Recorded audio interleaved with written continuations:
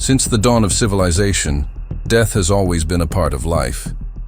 But when humans began to design death as punishment, a dark chapter of our history was born. In ancient times, justice was not about mercy. It was about fear. And to create fear, people invented punishments that turned death into a spectacle. The mighty Roman Empire built its glory on order and discipline. But behind its grandeur hid one of the cruelest punishments ever known: crucifixion. The condemned was nailed to a wooden cross, hands and feet pierced, body hanging under its own weight. Slowly, hour by hour, the lungs collapsed. Breathing turned into agony.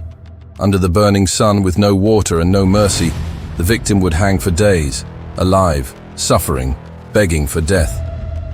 Crowds would gather to watch, not out of compassion, but out of curiosity and fear. For the Romans, it wasn't about just execution, it was a message written in blood. This is what happens when you defy the empire. There was another Roman punishment, darker and more bizarre, called poena culae, the punishment of the sack. It was reserved for the worst crime of all, patricide, the killing of one's own father. The condemned man was sewn inside a large leather bag along with a dog, a rooster, a monkey, and a snake. All alive, all terrified. The bag was then thrown into a river. Inside, chaos unfolded. Bites, claws, strangling, panic, and screams muffled by the water. It was not only death, it was madness, sealed in leather and silence. To the Romans, it symbolized the ultimate betrayal, and the punishment was to die surrounded by pure chaos, just as one had created it in life. In ancient Greece, a ruler named Phalaris of Akragas wanted a new way to execute criminals, one that would both terrify and entertain. A craftsman built him a life-sized hollow bull made of bronze. Inside, a man could fit. Underneath, a fire would be lit. As the metal heated up, the victim screamed in unbearable pain, but the bull was designed with pipes, so that the screams would echo out through its mouth, sounding like the roar of a raging animal.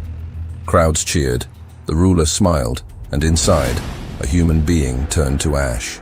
It was more than execution. It was art, a twisted performance, where pain became music and cruelty became entertainment. Ironically, legend says Phalaris himself was later executed in his own bronze bull. The maker met his own creation. Ancient justice wasn't about right or wrong, it was about control, to rule by fear, not fairness. Every execution was a theater of suffering. Every drop of blood was a warning.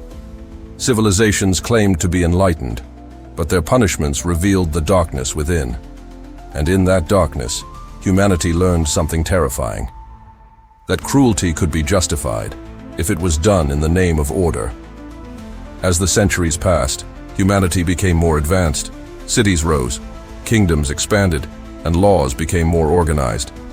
But with every step toward civilization, cruelty evolved too. The art of execution became more creative, and pain turned into public spectacle. People gathered not to mourn, but to cheer. Justice had become theater. In medieval Europe, the rack was the ultimate torture device. A long wooden frame, 2 rollers on each end. The prisoner's wrists were tied to one side, ankles to the other. Then, slowly, the rollers turned. Every click stretched the victim's body farther. Muscles tore, bones cracked, joints popped out of place. It wasn't just physical pain, it was destruction of the human spirit. Interrogators used it not only to punish, but to extract confessions. And in those dark dungeons, screams echoed off cold stone walls, reminding everyone that truth came at the price of agony. Many died before confessing. Others confessed to crimes they never committed, just to end the suffering. When the rack was finally outlawed, it left behind not only broken bodies, but also a question: how far would humans go in the name of justice? During the Middle Ages and Renaissance, religion ruled every aspect of life. And questioning the church wasn't just rebellion, it was heresy. Those accused of witchcraft, sorcery, or blasphemy were often condemned to die by fire. Public squares filled with people, and the condemned were tied to a wooden post surrounded by dry straw. When the torches touched the kindling, flames rose high, and smoke filled the sky. The crowd prayed as flesh turned to ash. It was called purification through fire. Some believed burning would cleanse the soul, others simply watched, entertained by horror. Joan of Arc, the young French heroine, was burned alive in 1431, accused of witchcraft. Centuries later, she was declared a saint. But for millions before her, the flames were final. The fire didn't just consume bodies. It burned through conscience, proving that fear, not faith, ruled the age. In parts of medieval Europe and the Ottoman Empire, another horrific method awaited the condemned: the saw execution. The victim was hung upside down, a position that kept the brain supplied with blood for as long as possible.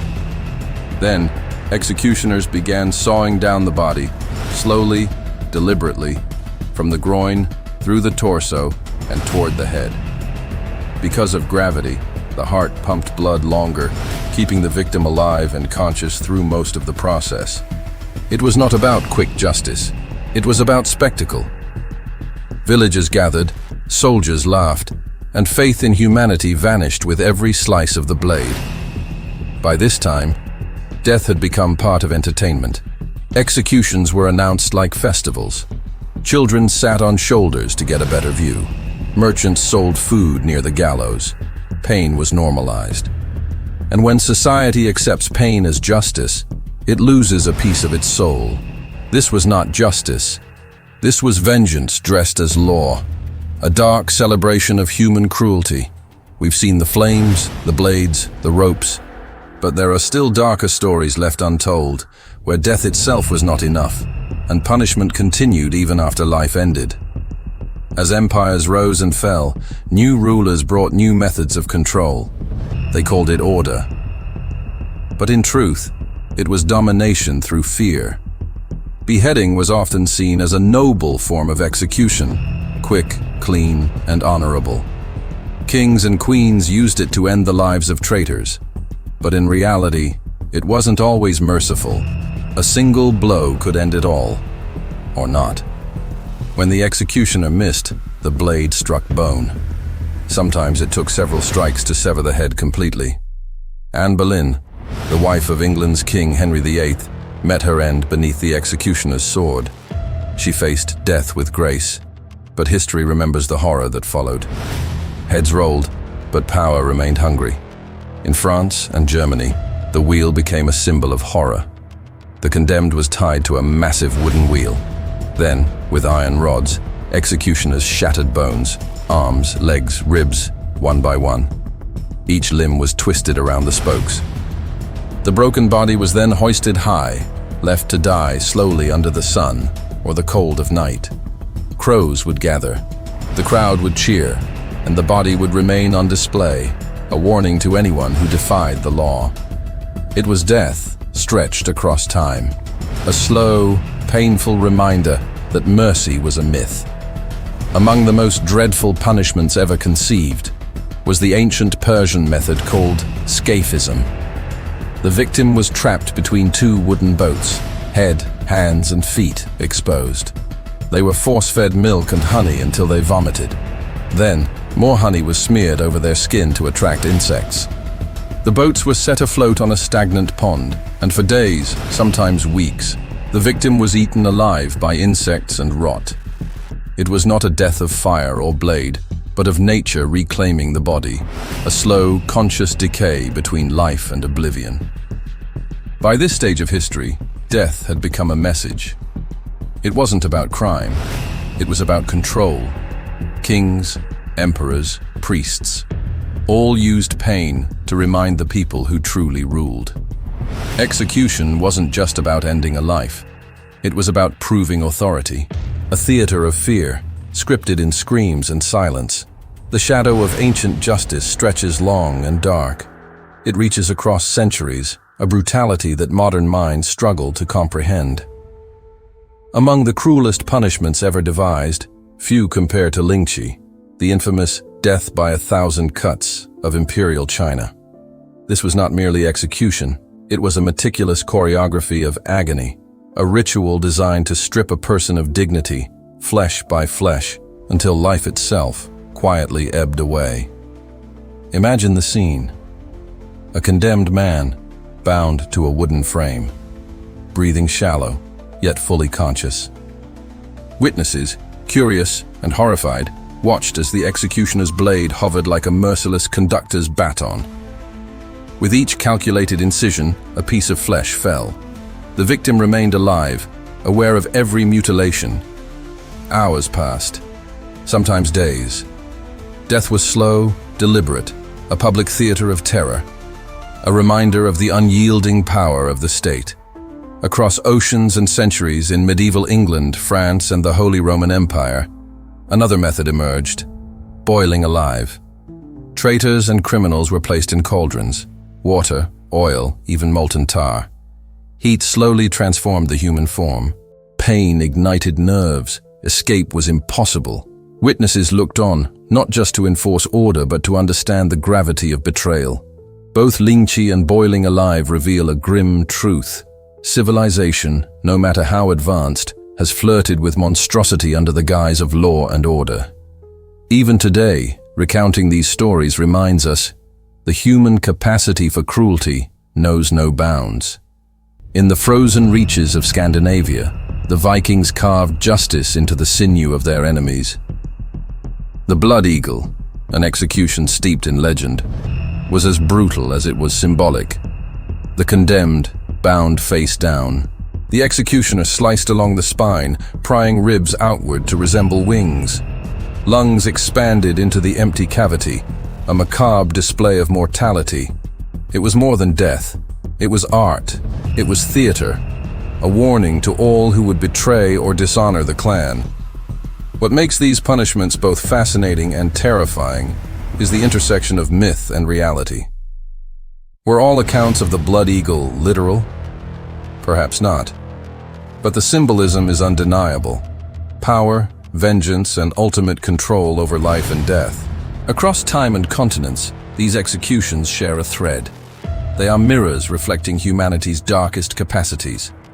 In public squares, courtrooms, and icy fjords, death became spectacle, a tool of authority, a canvas of control, a warning carved into flesh and memory alike. As we step back from the horror, we face a sobering truth. This fascination is not morbid curiosity. It is a confrontation with the extremes of human morality, a reminder of the thin line between civilization and barbarity. These executions were not simply about death. They were about dominance, spectacle, and the chilling capacity of humans to inflict suffering in the name of justice. Reflecting on these acts, we see a duality: recognition of human ingenuity, laws, order, and the shadow it casts. Every civilization has walked this line, balancing justice with cruelty, authority with terror. The echoes of Lingchi, boiling alive, and the blood eagle linger, not merely as historical facts, but as warnings etched into the collective conscience. We remember the victims, the witnesses, the executioners, each a thread in the dark tapestry of history. And as modern society turns away from such methods, embracing law tempered with humanity, one truth remains: the human capacity for cruelty is boundless, but so too is the human capacity for reflection, learning, and restraint.